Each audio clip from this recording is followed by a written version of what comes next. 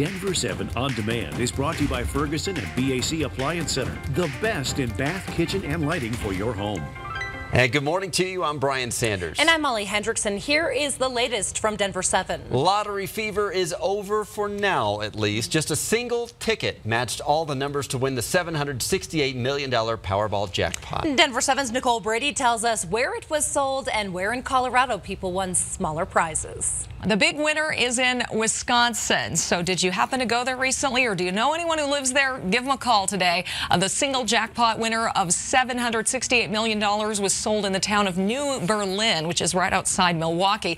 Over the last few days, the Colorado Lottery reported ticket sales here were about 9 to 10 times higher than normal. And it did pay off for some Coloradans, because overnight we got word that a $50,000 winner was sold in Franktown at the Big Apple Mart on North Highway 83. And then there were 3 tickets, each worth $150,000, sold in Fruita at the City Market on South Plum, in Aurora at the Murphy Express on North Tower, and in Lakewood at the Bassaconico on South Kipling. So check your tickets if you shop there. The rest of us made our contribution to Colorado's outdoors. Hey, we're all winners, right? In the newsroom, Nicole Brady, Denver 7. Winners in some small way. Thanks, Nicole. Today, members of the Foothills Animal Shelter are heading to Pueblo to rescue animals from a shelter closing there. The Department of Agriculture forced Community Animal Services of Pueblo to give up its license after an investigation into animal deaths. Reports call the shelter unsanitary. Investigators say healthy and unhealthy animals were held in the same rooms and their enclosures weren't properly sanitized. Also, too many animals were kept together in filthy kennels. The Foothills Animal Shelter will rescue some of those animals and give them the care they need before ultimately putting them back up for adoption.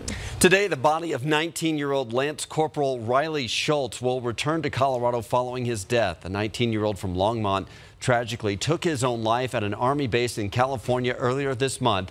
Here's a look at the route for his procession this afternoon. It will depart Denver International Airport around 3:30 and take a little more than an hour to make the drive to the Emmanuel Lutheran Church in Loveland. Renovations at the Air Force Academy Chapel in Colorado Springs are on hold for now. $68 million set aside for the project have now been reallocated to repair hurricane damage at an Army base in Florida. The chapel had been scheduled to close for renovations at the start of the year, but it was delayed. Denver wants your feedback on how to improve a major roadway near downtown. The city is launching a survey to find out what it's like for commuters who use South Broadway. Denver 7's Micah Smith breaks it down.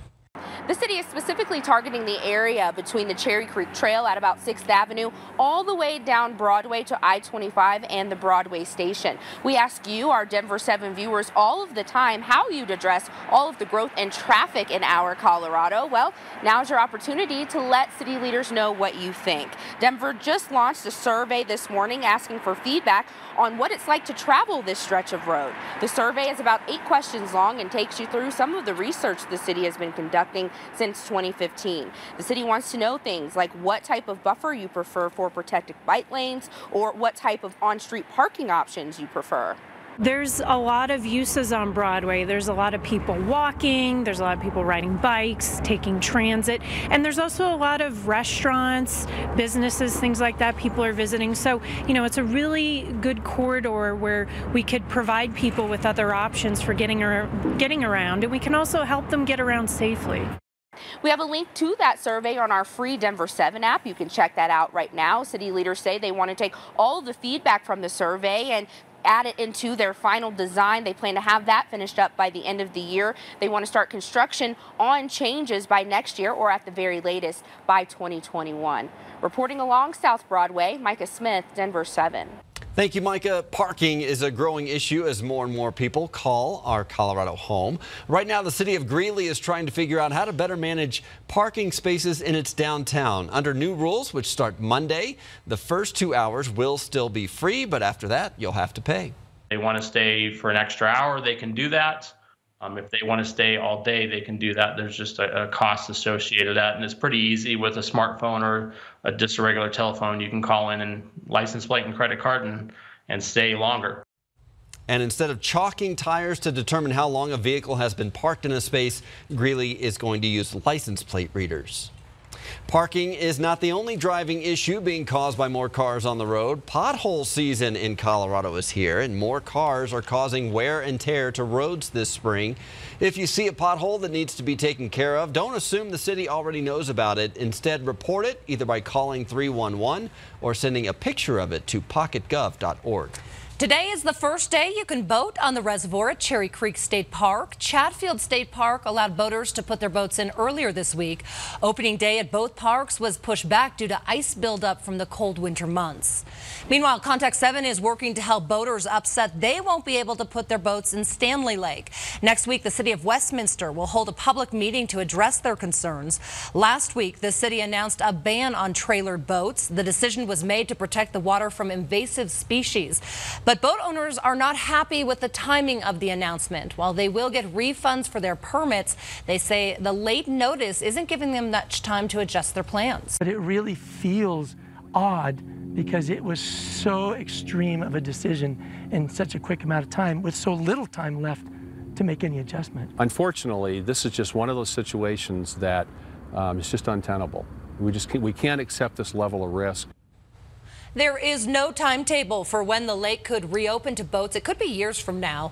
The community meeting is set for next Tuesday at 6 p.m. It will be held at the City Park Recreation Center.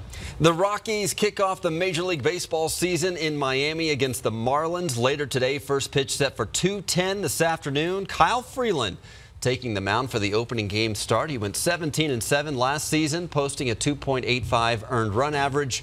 The Rockies will need a big year from him and the rest of the starting rotation to make it back to the playoffs this year. ESPN baseball insiders predict the Dodgers to take the NL West this year. Only 6 out of 31 chose the Rockies to win the crown. But we believe, and Lisa is here in her purple. Yeah, what do those guys that are good at all that know, right? We know what's going to happen. The Rockies are awesome, and we've got a home opener here next Friday. We'll keep an eye on that forecast because it can be all over the board this time of year. Right now, we're expecting some low to mid 40s early on. 60s, though, again this afternoon. It's going to be a pretty day. Not quite as warm as yesterday, but some mid to upper 60s for highs. And then rain developing later today into tonight. So scattered showers through early tomorrow morning, and the roads likely wet for the early Friday morning drive. Now, by tomorrow afternoon, we're still looking at some scattered showers, wet roads, and highs likely in the upper 40s to 50s in spots. Look at the mountains are going to pick up quite a bit more snow, so some fresh powder for any spring skiing this weekend.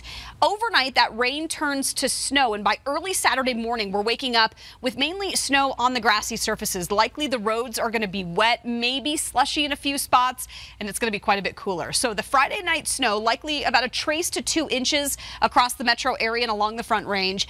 Up and through the foothills, a bit more, around 1 to 3 inches as you get a little farther west of town. And then in the mountains, again, some nice fresh powder through early Saturday. Look at the 7-day. Temperature-wise, it's a good 20-degree drop, you guys, from today at 67 to 47 on Friday, and then closer to 40 on Saturday. So we've issued a first alert action day that goes into effect at 3 o'clock this afternoon. Next week, so far, looks pretty mild, upper 50s to near 60 Monday and Tuesday.